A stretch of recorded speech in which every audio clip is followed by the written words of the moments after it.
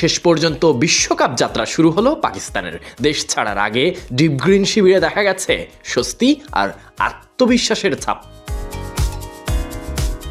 এবারের টি-20 বিশ্বকাপে পাকিস্তানের প্রথম ম্যাচ দিয়েই যাত্রা শুরু। ভারতের বিপক্ষে ম্যাচ না খেললেও লক্ষ্য পরিষ্কার রেখেই টুর্নামেন্টে যাচ্ছে তারা। সেই লক্ষ্য মাথায় রেখেই আন্তর্জাতিক ভ্রমণের টিকিট থেকে শুরু করে লজিস্টিক পরিকল্পনা আগে থেকেই চূড়ান্ত হয়েছিল।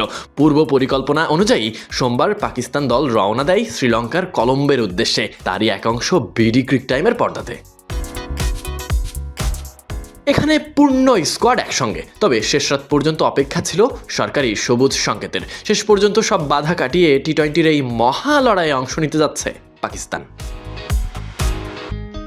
7 ফেব্রুয়ারি থেকে 8 মার্চ পর্যন্ত শ্রীলঙ্কা এবং ভারতের যৌথ আয়োজনে অনুষ্ঠিত এই টি-20 বিশ্বকাপ। পাকিস্তানের অংশগ্রহণ নিয়ে প্রশ্ন উঠেছিল বাংলাদেশ ইস্যুকে কেন্দ্র করে। বাংলাদেশ দল টুর্নামেন্ট থেকে বাদ পড়ায় তাদের প্রতি সংহতি জানিয়েই আপত্তি তোলে পাকিস্তান ক্রিকেট বোর্ড। এর আগে নিরাপত্তাজনিত কারণ দেখিয়ে বাংলাদেশ ক্রিকেট বোর্ড ভারতে খেলতে যেতে অনিচ্ছা প্রকাশ করে। ভিন্ন বিকল্প হিসেবে শ্রীলঙ্কায় অফার করে। আইসিসি সেই প্রস্তাব গ্রহণ না করায় পরবর্তীতে নিরাপত্তা আশ্বাস দেওয়া হলেও বাংলাদেশ ভারতে খেলতে রাজি হয় না। শেষ পর্যন্ত তারা টুর্নামেন্ট থেকে ছিটকে যায়। এই প্রেক্ষাপটে ভারতের বিপক্ষে ম্যাচ বয়কটের সিদ্ধান্ত নেয় পাকিস্তান, যা মূলত আইসিসির বিশেষ এক সিদ্ধান্তের প্রতিক্রিয়া হিসেবেই দেখানো হয়েছে। সব মিলিয়ে পাকিস্তানের অবস্থান ঘিরে তৈরি হয়েছিল ধোঁয়াশা, তবে প্রস্তুতির দিক থেকে পিছিয়ে ছিল না দলটি। শেষ পর্যন্ত বৈঠক আর পরিকল্পনায় চূড়ান্ত হয় কলম্বোর পথ, আর সেটাই ধরেছে পাকিস্তান দল।